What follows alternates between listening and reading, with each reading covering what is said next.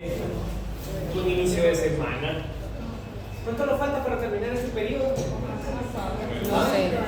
Termina creo que el 28 de junio, ¿no? Si no mal recuerdo. Termina el periodo, sí, pero las clases se terminan la semana antes. No. Es cierto.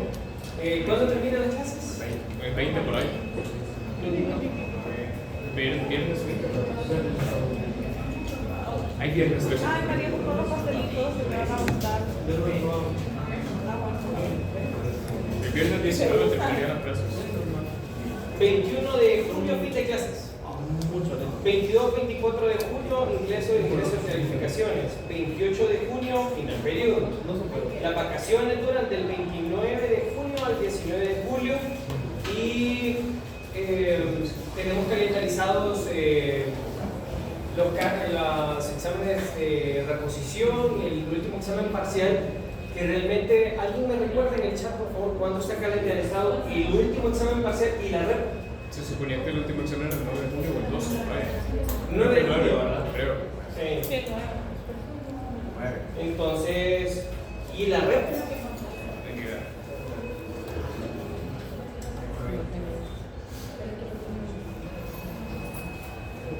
Yo sé que no la voy a hacer. No me acuerdo.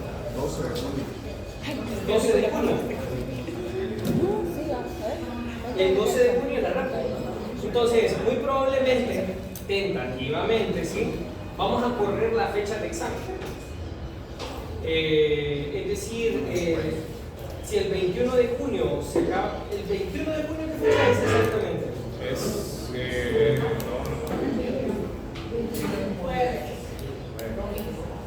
21 de junio es domingo. 21 de junio es domingo. El 19 es el último día de clases. El 19 es el último día de clase. Son proteínas, son moléculas que normalmente no se producen en las células normales, pero producto de las alteraciones genéticas, producto de las mutaciones, empieza otra vez la producción de esas proteínas que en algún momento sí su producción fue normal, pero después dejó de serlo. Puede ser el ejemplo de eso. La alfa-fetoproteína que se produce en el hígado, en un hígado en desarrollo, pero que después se va perdiendo con el paso del tiempo y con la maduración de las células hepáticas. Entonces, pero como parte del proceso neoplásico, puede reactivarse la producción de esa proteína y puede servir como un marcador para sospechar que hay algún cáncer hepático primario, ¿de acuerdo? Porque la alfa-fetoproteína eleva en el hepatocarcinoma y también eleva en el tumor del saco vitelino que ocurre en las gónadas. El tumor del saco vitelino, ¿alguien recuerda qué es el saco vitelino? ¿Qué embrio? Que no sean instructores de embrio. ¿Qué es el saco vitelino? ¿Ah? Empieza justamente nuestro primer sitio productor de células hematopoyéticas, involuciona ahí por las 6 semanas, es nuestro primer sistema vascular y de hecho en el saco vitelino se originan todas las células fagocíticas que se van a acomodar en diferentes tejidos, la microglea del cerebro, las células de Langerhans hacia la piel, las células de Kupffer en el hígado, etc. Entonces, ¿cuál es la importancia de los marcadores tumorales? Que sirven para sospechar el diagnóstico de cáncer. Es decir, si yo tengo una bola en el hígado que tiene elevación de alfa-fetoproteína, lo más seguro es que sea un hepatocarcinoma. Si yo tengo múltiples bolas en el hígado y no hay elevación de la alfa-fetoproteína, muy probablemente todos esos tumores sean metástasis. Porque es en esos tumores, en el tumor del saco vitelino y hepatocarcinoma, que eleva la alfa-fetoproteína. Entonces, también sirven para el seguimiento. Imagínense que alguien tenga un niño de 3 años, que tenga una lesión en el testículo, un nódulo enorme, grande en el testículo. Tiene elevación de alfa-fetoproteína. Lo más probable es que sea un tumor del saco vitelino. Entonces, a ese niño le cortan el testículo, se lo quitan. ¿Qué pasaría con ese marcador tumoral? ¿Qué pasaría con esa elevación de la alfa-fetoproteína si yo le quito el testículo al niño donde está el tumor? ¿Qué sería lo lógico? ¿Ah? Que descendiera. ¿Y si no desciende? Hay otro tumor. ¿Ah? Hay otro tumor. hay otro tumor. ¿Y a ese tumor cómo le llamaríamos? ¿Ah? Metástasis. Exactamente, metástasis. Entonces, si yo tengo un tumor testicular, tengo elevación de esos marcadores tumorales y después de la cirugía esos niveles no descienden, significa que esa neoplasia está en otro sitio. Y que muy probablemente no es otro tumor, sino que no es cualquier otro tumor, sino que es la metástasis de ese carcinoma del saco, ese tumor del saco vitelino. Entonces sirven para la detección temprana, sirven para el seguimiento de los pacientes y sirven para determinar algo que se conoce también como carga tumoral. Es decir, a mayor elevación de ese marcador tumoral, puedo suponer que hay más células produciendo.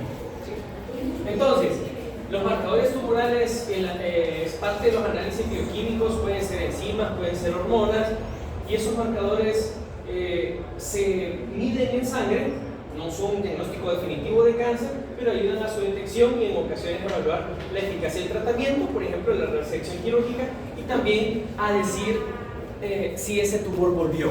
Porque en el mismo caso, tengo un niño con un testículo, tiene un tumor, tiene elevación de alfa-fetoproteína, le quito el testículo, desciende la alfa-fetoproteína, pero después, en el seguimiento, 2 meses, 3 meses, 6 meses después, vuelve a elevarse otra vez el marcador tumoral, que significa que el tumor volvió.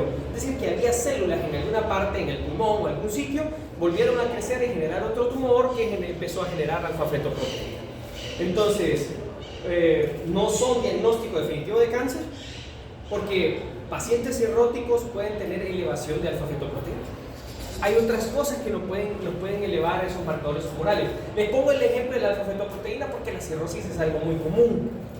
En el contexto de la cirrosis puede surgir un hepatocarcinoma también.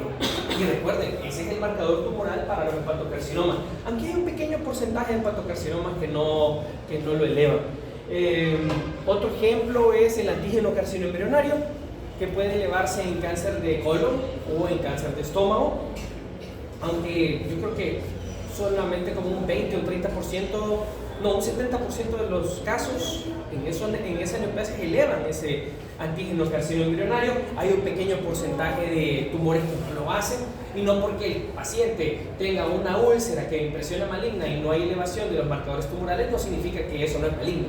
¿De acuerdo? Para eso se ocupa la biopsia. Entonces, por eso quiero dejar claro de que los marcadores tumorales no son diagnóstico definitivo de cáncer, pero vaya, yo tiendo a hacerme un panel cada cierto tiempo, creo que cada año me hago un antígeno carcinoembrionario, una alfa-fetoproteína, un antígeno prostático específico, y para ver cómo está. Bien. Los marcadores tumorales, aquí tenemos gonadotropina coriónica humana. ¿En qué neoplasia podría elevar la gonadotropina coriónica humana? ¿Ah? ¿En el qué? Neoplasias. Neoplasias. ¿Ah? En algún ovario. Neoplasias de la placenta, sí, de acuerdo. ¿Ah? No, porque esa es la Gonadotropina coriónica humana. ¿Qué pasaría si un varón tuviera una prueba de embarazo positiva? Dicen que tiene cáncer de próstata, si le sale positiva, algo así. No. Mire, el tumor más frecuente en el testículo en varones entre los 15 y los 25 años es algo que se conoce como seminoma. Es un tumor de gente joven. ¿Sí?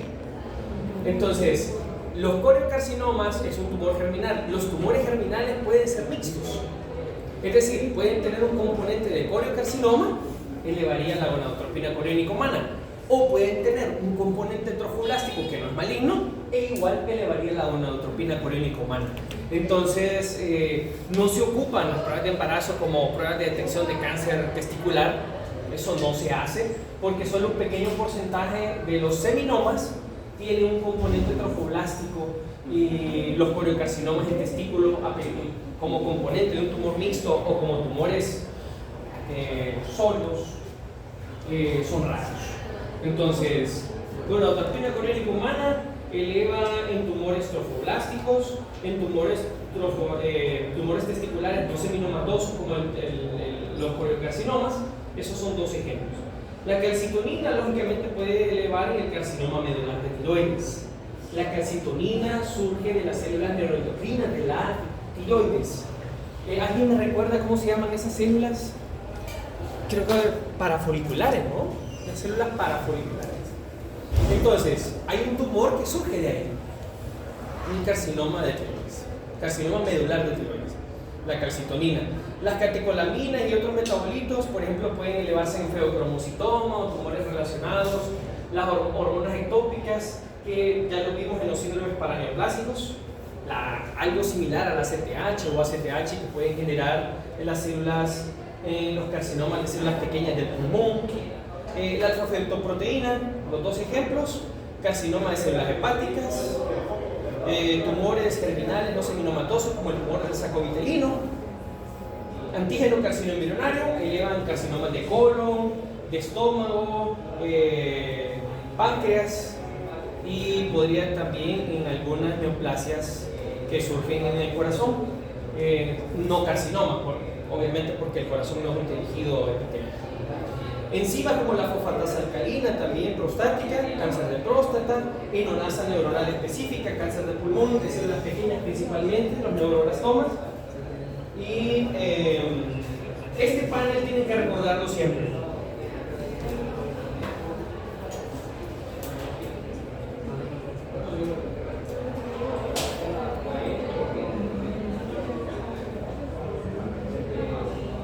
Entonces, el CA125, ¿verdad? Un marcador tumoral que se eleva en cáncer de ovario.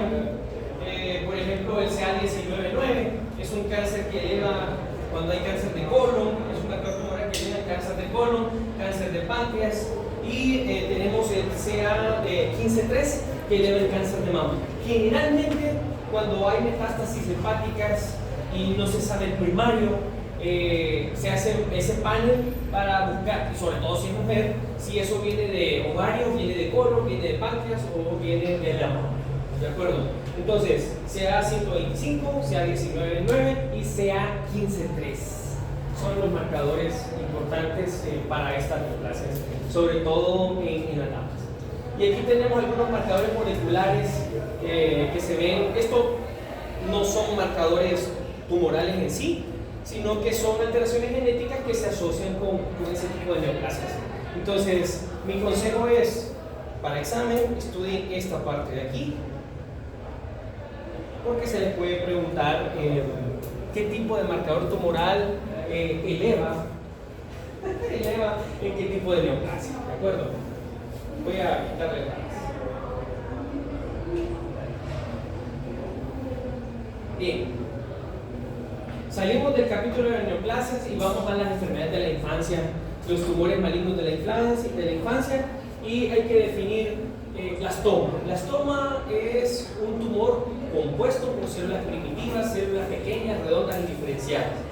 Recuerden, no es lo mismo anaplasia, donde tenemos células enormes, multinucleadas, que varían en forma, varían en tamaño y que no recuerdan el tejido del que es original. Los blastomas son todas células pequeñas homogéneas que tienen poco citoplasma. Entonces, por lo general, muchas neoplasias malignas en pacientes pediátricos son tumores primitivos, es decir, que recuerdan al tejido en la etapa del desarrollo primario.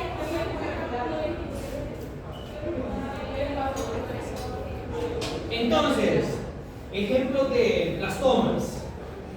Aquí tenemos en azul sobre todo aquellos tumores que son de células pequeñas, redondas e indiferenciadas. En primer lugar tenemos a las leucemias.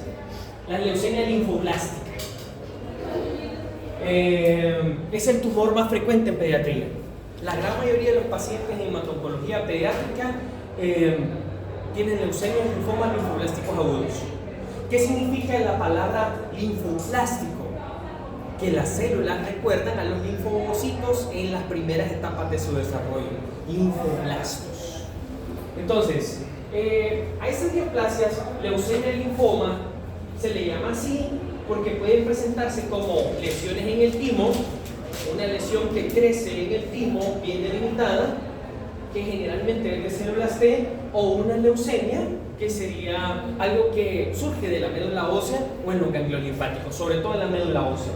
Los linfomas del timo son de células T, pero lo más frecuente es las leucemias que surgen en la médula ósea y también pueden involucrar ganglios linfáticos y son de célula B. Muy bien.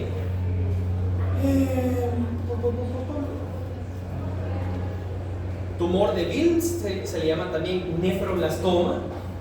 A los neuroblastomas surgen en los ganglios nerviosos adyacentes a la columna vertebral, a los ganglios parasimpáticos. Entonces, son neoplasias. Los tumores neuroblásticos pueden ser bien diferenciados, pueden ser poco diferenciados, como el neuroblastoma, o algo intermedio entre un ganglioneuroma y un neuroblastoma. Es decir, la única forma, yo recuerdo casos de neoplasias que surgen justamente en los ganglios simpáticos o surgen en la médula suprarrenal, que pueden tener un componente bien diferenciado, pero me mandan una muestra pequeña, yo lo diagnostico como tumor neuroblástico, porque podría tener un componente muy diferenciado de células pequeñas o un componente bien diferenciado de células ganglionales. Entonces, los tumores neuroblásticos por lo general son frecuentes en niños y en gente joven. Y aquí tenemos, estas son las neoplasias más frecuentes en pediatría en general. Y las que están en azul son aquellos tumores que están compuestos por células pequeñas redondas en diferencia. Retinoblastoma. ¿Qué han escuchado del retinoblastoma?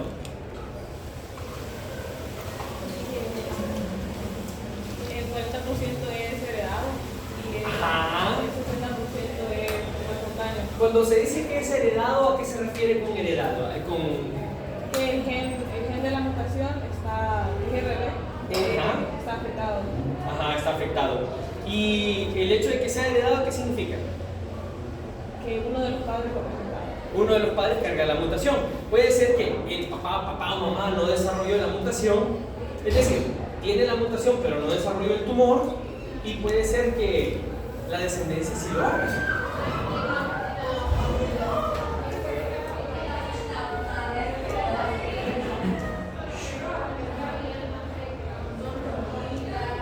Una pregunta. ¿Hay mucha bulla hoy o soy yo quien anda sensible? Hay mucha bulla.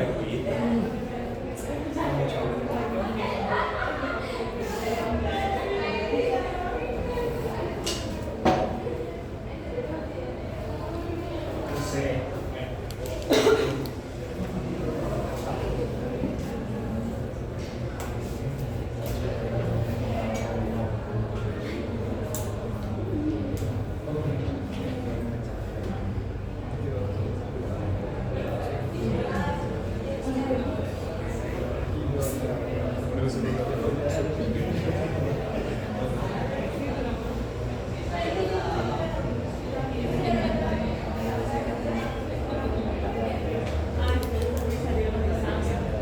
¿Salieron de examen? Sí. Ah, Sí, los motivos de examen. o sea que lo que estamos escuchando es toda la liberación de Por eso no tiene clase regulación ahora. emocional. Muy bien. Ah, bueno.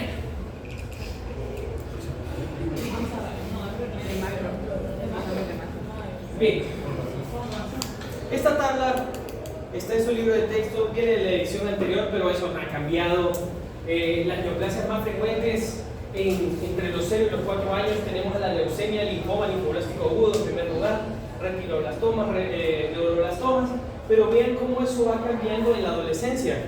En la adolescencia lo que es más frecuente son los sarcomas y no están en orden de frecuencia, es decir, pero en 10 a 14 años lo más frecuente son los sarcomas.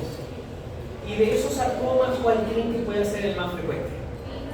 Hay dos que se pelean ahí mucho, bueno, 3 casi. Siempre acordémonos de bajo la misma estrella. Osteosarcoma. Tumor primario del hueso más frecuente en gente joven. El segundo tumor primario más frecuente en el hueso en gente joven es algo que se llama sarcoma de Ewing. Se escribe Ewing, con doble E y W. Ewing. Y otro que se pelea ahí es el rhabdomyosarcoma, que generalmente surge en la pierna. Entonces, cuando ustedes tengan un adolescente con aumento de volumen de las extremidades inferiores, hay que pensar que se trate de un osteosarcoma, un sarcoma de Ewing o un rhabdomyosarcoma. Ninguno de esos tumores, solo el sarcoma de Ewing es el de células pequeñas redondas. Los rhabdomyosarcomas se componen de células musculares. Los osteosarcomas son células anaplásicas que producen hueso. Entonces, estos no caerían dentro de los tumores de células pequeñas redondas diferenciadas. Y aquí tenemos el sarcoma de Ewing, que también lo vemos en los 10-14 años. Bien, entonces de esa neoplasia vamos a ver el tumor de Wilms, que lo correcto es pronunciarlo como Wilms, también en alemán. Y es un tumor renal primario. Es el tumor primario renal más frecuente en la infancia. De hecho, cuando un niño aumenta de volumen su pancita y tiene entre 3, 4, 5 años, generalmente es la mamá quien detecta eso cuando le está cambiando la ropa. O cuando mira al niño acostado, mira que tiene crecimiento abdominal. Entonces la niña lo toca, palpa eso duro, inmediatamente lo lleva donde el doctor.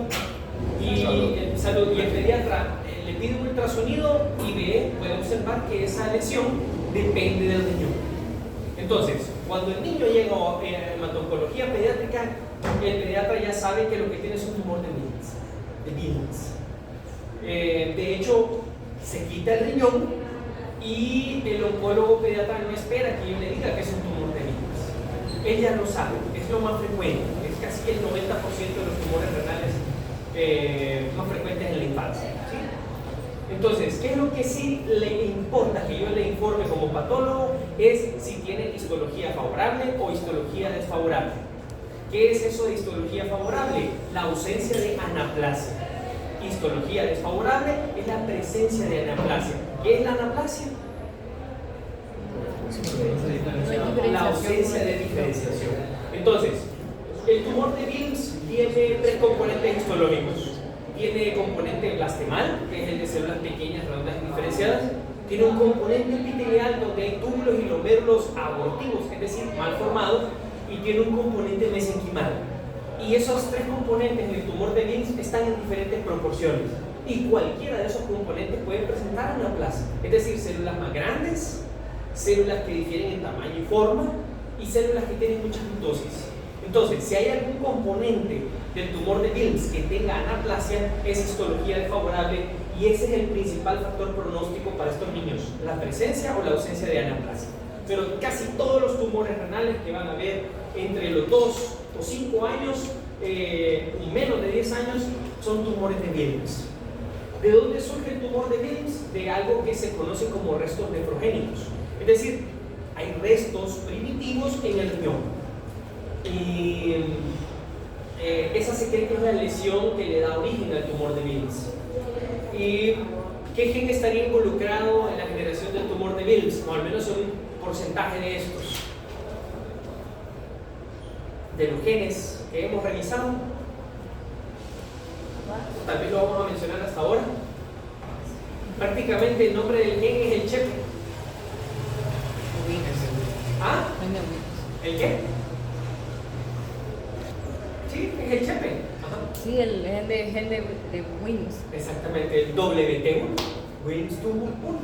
Ese es el gen que está involucrado en el tumor de Wilms.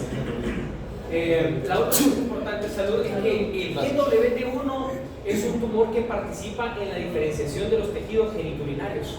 Es decir, cuando hay mutación en gen WT1, la pérdida de la diferenciación es lo que puede predisponer a la formación del tumor. Entonces, otra cosa. Han ido al hospital escuela, han pasado por las cajas, han visto a la gente hacer las filas para pagar una cuota módica, y detrás del expreso americano, arriba, hay una pancarta. ¿Alguien la ha leído? ¿Ah? Si lo viste por ahí, no me acuerdo qué dice. Esa pancarta es muy importante porque dice: estos son los síntomas más frecuentes del cáncer pediátrico. ¿Se acuerdan? ¿Ah? Ajá. No, que esas imágenes están en todos lados en el hospital. Exactamente. pero la más grande está ahí justamente en ese espacio enorme donde están las cajas y donde está el expreso, y describen cuáles son los síntomas más frecuentes en el cáncer pediátrico. Entonces, tendencia a la hemorragia, tendencia a las infecciones, la pupila blanca, crecimiento abdominal, palidez, no sé qué más aparece por ahí, debilidad, fatiga. Exactamente. Entonces, vamos a ver. Si yo les hablo, agrupemos los síntomas. Si yo les hablo de que el paciente tiene fatiga, palidez, cansancio, tendencia a las infecciones y sangrados, ¿a qué neoplasia de estas me estoy refiriendo? Anemia, leucemias. ¿Ah? Leucemia. A las leucemias. Ahora, ¿qué es lo que explica cada uno de esos síntomas? Tengo una leucemia y tengo palidez y fatiga. ¿Qué tengo entonces? No, dengue, sea un poquito más... ¿Serio? No. Profundo. ¿Verdad? Profundo. Anemia. Vamos a ver, vámonos con dengue. No lo voy a soltar ahorita. Entonces, si yo tengo palidez y tengo fatiga y tengo una leucemia, ¿qué tengo? Aparte de tener la leucemia y tener cáncer. Anemia. Muy bien. Si yo tengo tendencia a las infecciones y tengo leucemia, ¿qué tengo? Inmunosupresión. Ajá, sea más profundo. Inmunosupresión. ¿Por qué? Porque es leucemia. ¿Por qué? Alteración en las células sanguíneas. Hay crecimiento de estas células que desplazan a sus contrapartes normales en la médula ósea. Entonces, si tengo tendencia a las infecciones y tengo inmunosupresión, ¿pero por qué es la inmunosupresión? ¿Qué voy a ver en el laboratorio clínico? Puedo tener elevados los blancos. Sí. Pero esos blancos pueden ser que sean células neoplásicas. Y lo que tengo realmente es, más abajo leyendo el conteo de neutrófilos, es neutropenia. Entonces, otra vez, si yo tengo una leucemia y tengo palidez y fatiga, tengo anemia. Si yo tengo tendencia a las infecciones, tengo neutropenia. Y si yo tengo sangrado, Denis, ¿qué voy a tener? Porque tengo una leucemia.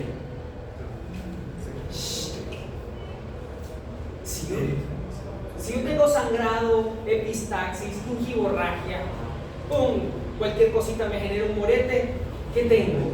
¿O qué células tengo disminuidas? Trombocitopenia. Entonces, eso es lo que hay que pensar cuando tenemos un niño que muy probablemente tenga una leucemia. Tiene palidez, tiene fatiga porque tiene anemia, tiene tendencia a las infecciones porque tiene neutropenia, tiene tendencia al sangrado porque tiene trombocitopenia. ¿Por qué? Porque estas células ocupan la médula ósea y desplazan a las células normales. ¿Verdad? Entonces, si por ejemplo tengo un crecimiento abdominal y soy niño, ya, dejemos a Denis, ¿en qué podría pensar? ¿Ah? En un hepatoblastoma, ajá, en un tumor de Wilms. Ajá, muy bien. Si por ejemplo tengo aumento del muslo, de tamaño del muslo, ¿qué podría pensar? Ratomiosarcoma o osteosarcoma, o si fuera en el brazo, un sarcoma de Ewing. ¿Sí? Y ¿qué es el síndrome cerebeloso? Eso lo vieron en neuroanatomía. Para los neuros, que están en el laboratorio de neuro. Ajá. Cristina, todo el mundo la está viendo. No. Ajá. Creo que era cuando. Es que yo solo recuerdo ataxia cerebelosa. Ataxia, ajá. ¿Qué más? Que tienen falta de coordinación. Dismetría, disdiadococinesia. Entonces, ¿por qué puede ocurrir eso en un niño?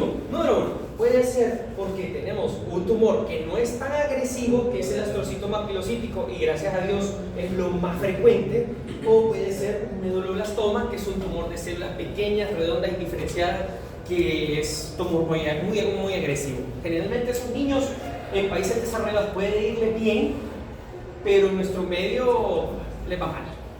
¿Y cómo explora la diadocosinasia? Con movimientos rítmicos. Tóquese la nariz. Ajá. Eso. También talón en la rodilla también. Exactamente, muy bien. Entonces, síndromes cerebelosos en niños, hay que pensar de que se trata de un medulloblastoma. ¿Sí? Que lastimosamente es de las cosas, hay muchas cosas, todos estos tumores de hecho son muy agresivos.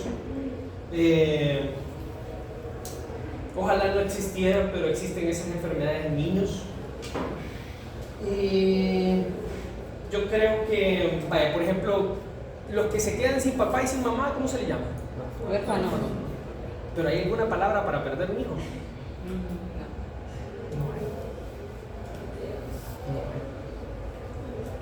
Un niño que se queda sin su padre se le llama huérfano. Pero un padre que pierde a sus hijos, no hay una palabra para eso.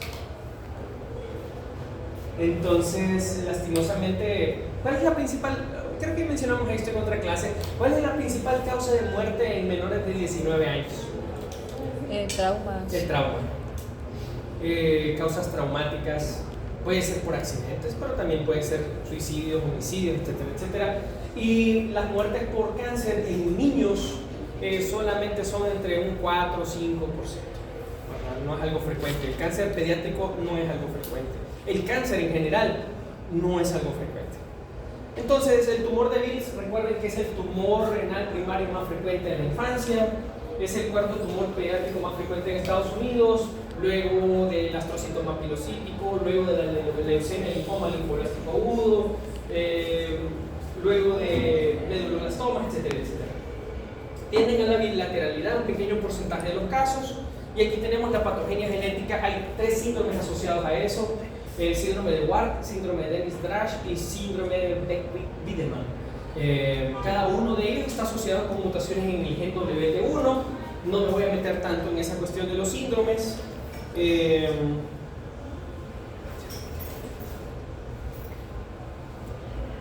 Vámonos a la morfología. Vamos a ver. ¿Alguien que quiera describir lo que estábamos viendo ahí? Es un riñón. ¿Ah? Es un riñón, creo. Un riñón. Ajá, muy bien. Esta parte de acá justo es el remanente del riñón. Y aquí tenemos el uréter. Entonces, lo que estamos viendo es una gran lesión ahí. ¿Cómo la describiríamos? Ya no decimos bola, sino que decimos masa. Podemos cambiarla por masa. Podemos decir que es un nódulo.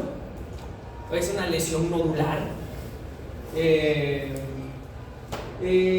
Si está como compartimentalizada, podemos decir que es un nódulo que la superficie del corte muestra una superficie que está aceptada, o multinodular también, conceptos.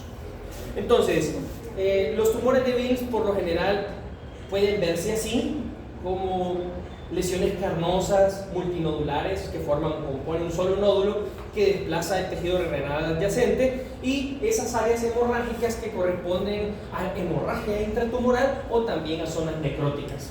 Puede haber necrosis también en el tumor de Wilms. ¿Qué es lo que genera la necrosis en los tumores? La compresión de irrigación. Compresión vascular o qué otra cosa. Que no se da abasto el tejido. Exactamente, el tejido crece muy rápido y los vasos sanguíneos que se generan no son suficientes para aportarle oxígeno y nutrientes, y esas células se mueren. Esas son las dos causas porque hay necrosis en los tumores. Entonces, aquí tenemos los componentes morfológicos.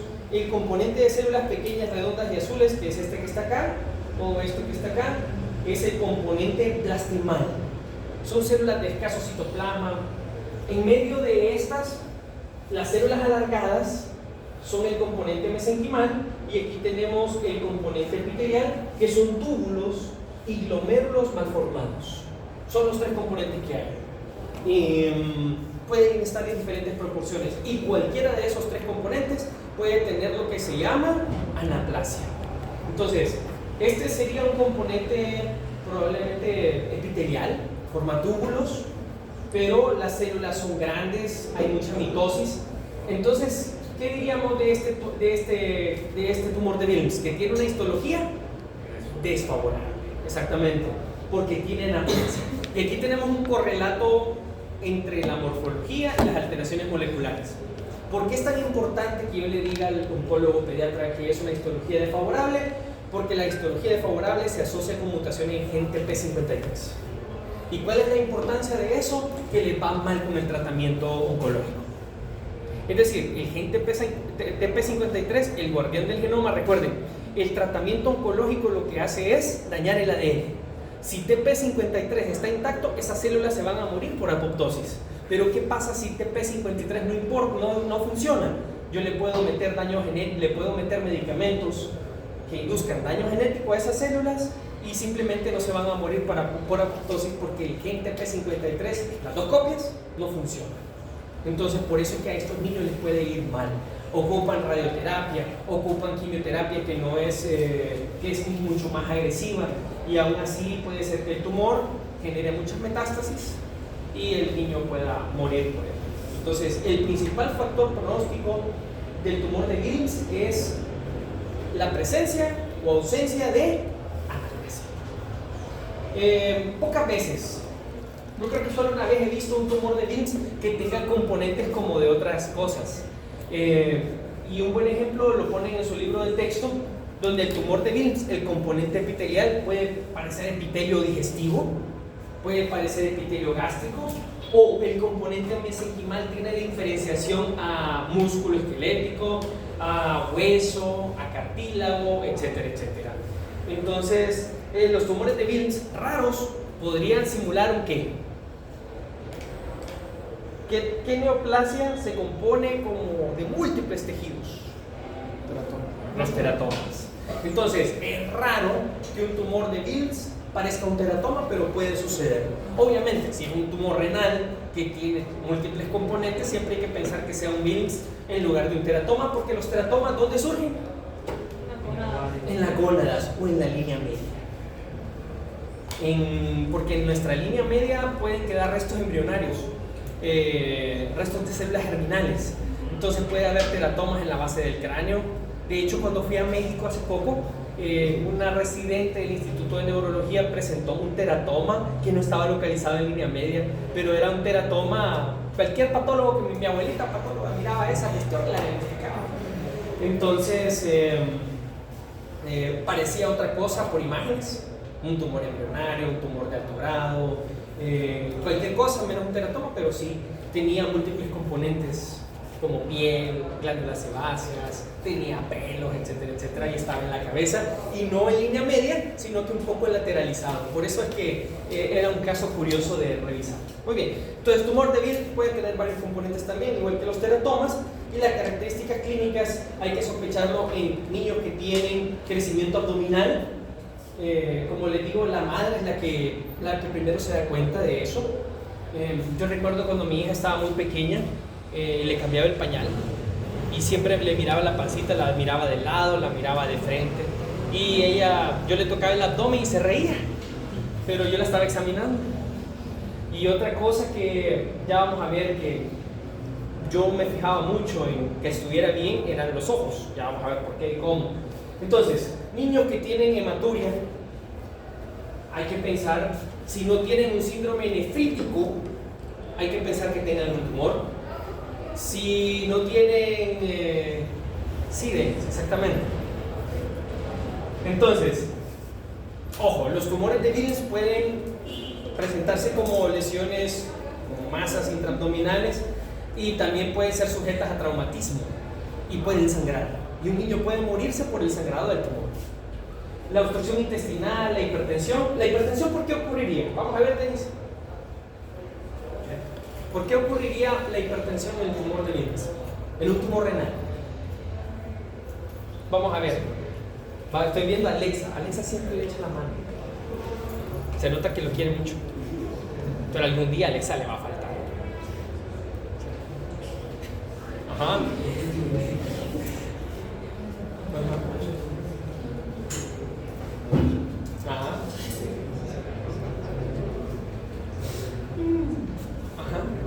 qué puede haber hipertensión en un paciente que tiene un tumor de Wilms?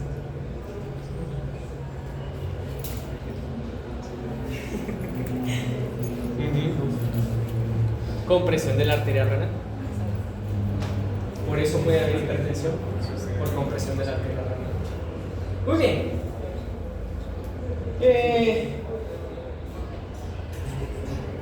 Lo triste de los tumores de Wilms, como cualquier otro tumor pediátrico, número uno, es que el hecho de que aparezca un tumor puede estar asociado a alteraciones genéticas y eso puede predisponerlo a otros tumores, o en el tratamiento oncológico, como es genotóxico, y estamos hablando de un paciente entre unos 6, 7, 8 años, tiene suficiente vida por delante como para desarrollar otra neoplasia secundaria al daño genotóxico que sufrió en la infancia. Entonces los tumores pediátricos, ese es el rollo, puede haber alguna predisposición genética o pueden desarrollar más tumores secundarios al tratamiento genotóxico para tratar la neoplasia primaria. Salud. Muy bien. Eso ya lo dije, es lo que acabo de decir. Y el retinoblastoma. Vamos a ver. Ya vamos a terminar. ¿Cómo se le llama a este fenómeno en la clínica?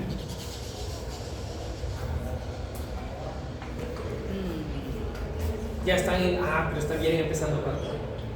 Ajá. ¿Cómo se le llama una pupila blanca? Leuco algo. ¿Ah? Leuco algo tiene que ser. ¿Cómo? Leuco algo tiene que ser. Muy bien, leuco de blanco. Leucocoria. Leuco algo. Ajá. Ok. Ahora vamos a ver. Aquí es evidente dónde está el tumor, ¿verdad? Es un tumor que genera proptosis del globo ocular, genera edema bipalpebral, hay ulceración, pero aquí, ¿dónde estará el tumor? ¿Lado derecho o lado izquierdo? Vamos a ver, este sería el lado izquierdo o el lado derecho. El izquierdo. ¿Por qué? Ojo, No, creo que no. eso no es blanco. No, el derecho es porque no hay reflejo. ¿Cómo se le llama normalmente a esto? Exactamente. Y si hay el reflejo naranja es normal, sobre todo cuando tomamos fotos, cuando hay poca luz y se dispara un flash, eso dilata la pupila y se ve el reflejo naranja y eso es lo que hace que tengamos los ojos así como medio diabólicos en la foto, ¿no? Aunque ahora hay muchas cosas que previenen eso, por ejemplo tirar 2 flashazos, una cámara que lo haga o el teléfono que lo haga, previene, pero cuando no se ve el reflejo naranja es que la retina está ocupada por algo. Y estamos hablando de un niño que ha de tener unos año y medio, 2 tal vez. Miren, es más, yo creo que un año, no tiene ni siquiera los primeros dientes ni nada. Porque los primeros que salen son los de arriba, a los 6 meses. Y después empiezan los de abajo, a los 8 meses. Podemos intuir muchas cosas de ahí. Entonces, alguien le toma una foto, estaba un poco oscuro y vemos que no hay reflejo naranja. Entonces es lo primero que ustedes cuando sean papás, ojalá que nunca les ocurra. A mí no me pasó, ya mi hija ya definitivamente ya no va a tener un tumor de esos, pero hay que pensar siempre en retinoblastomas. Entonces, la leucocoria, que puede ser un reflejo, algo muy evidente en la clínica o también en las fotografías, hay que fijarse en nuestros familiares que son pequeñitos, hermanitos, primitos, en mi caso hijos. Digo, ¿alguno de ustedes papá o mamá? Por cierto, nunca había preguntado eso. No, ¿verdad? ¿Ah? Creo que sí lo pregunto. ¿Qué? ¿Casi? No, casi todos hemos pasado por ahí. Y va a llegar un momento donde eso ya no se vuelve estresante. Es como, no, ni modo, no, ni modo, no. Pero eso ya no genera estrés. Hay un momento de la vida donde ya eso ya no genera estrés. Muy bien. Entonces, el retinoblastoma es un cáncer intraocular primario más común en la infancia. De hecho, el doctor de apellido Maldonado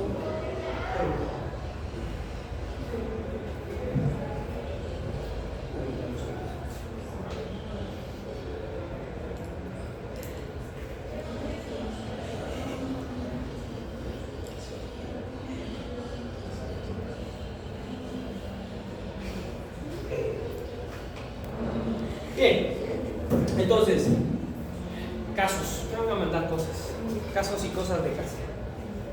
Ok, entonces, ¿qué pasó? No, a ver, nombre. Siempre nos saludamos. Ah, a ver, María Fernanda, hoy ha tenido, pero ha estado incontrolable. A ver, cuéntenos. O nos hace reír a todos o no la suelto de aquí a que terminemos la clase. Es más, vamos a revisar todo el capítulo de neoclases, de esta parte, vamos a revisarla de nuevo. O cuenta, ya saben. Ajá, cuente.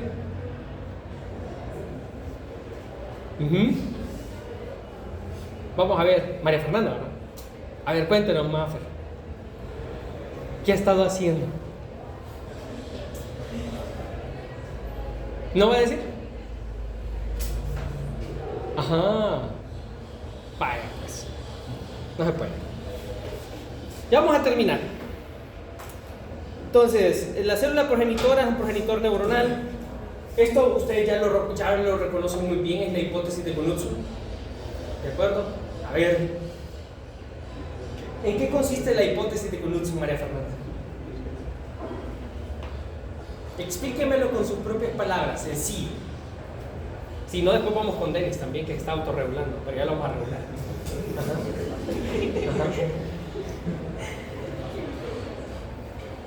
Hipótesis de Knudsen. Ahí está. Ajá. Alguien que quiera ayudarles a ambos, pues para no. Vamos a ver. Yair, ¿verdad?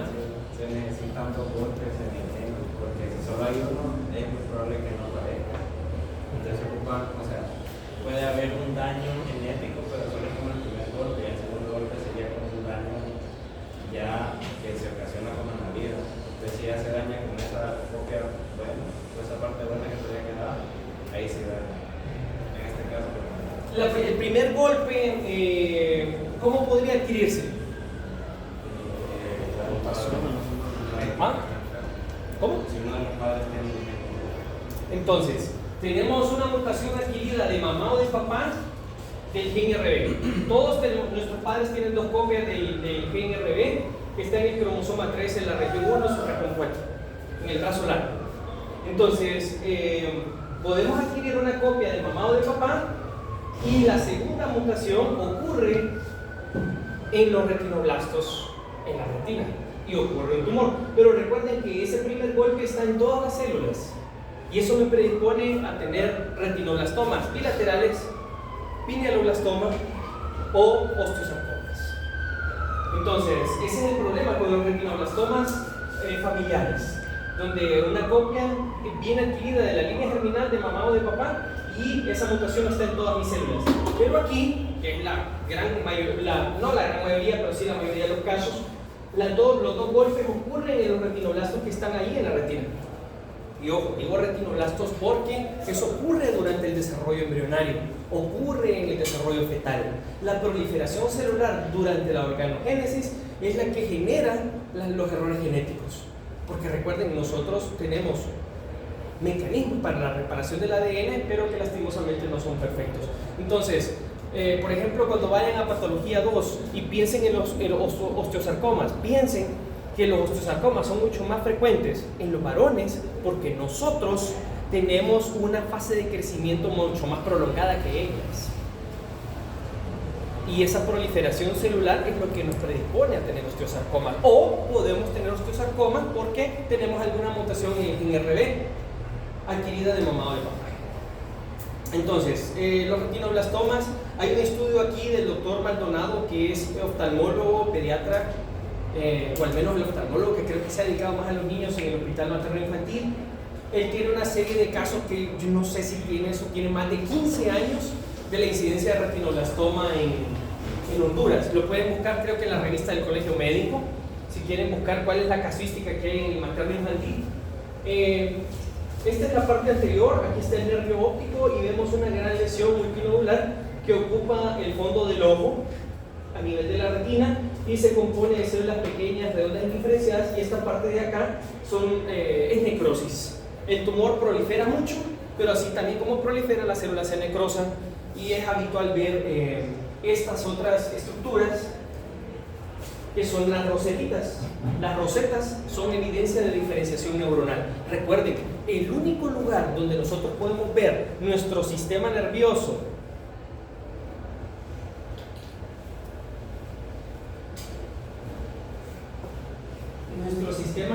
¿cuál es el único lugar donde podemos ver el sistema nervioso? In situ.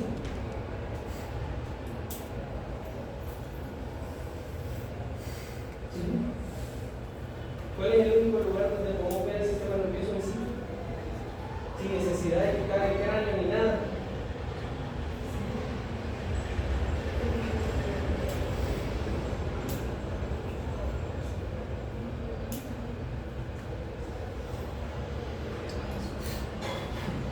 La retina es el único lugar donde podemos ver el sistema nervioso central. Es una prolongación directa del sistema nervioso central. Bien. Ya vimos esto, sí, ya. La diseminación de los retinoblastoma puede ser directamente al nervio óptico y eso es de mal pronóstico, al encéfalo, médula ósea, rara vez a los pulmones. Antiguamente se ocupaba quitar todo el ojo, pero ahora ya hay modalidades de tratamiento donde el globo ocular puede preservarse, obviamente la visión se va a perder, pero ya es raro recibir globos oculares correctamente. Ya es algo un poco. Muy bien, terminamos el capítulo de neoplasias y mañana empezamos con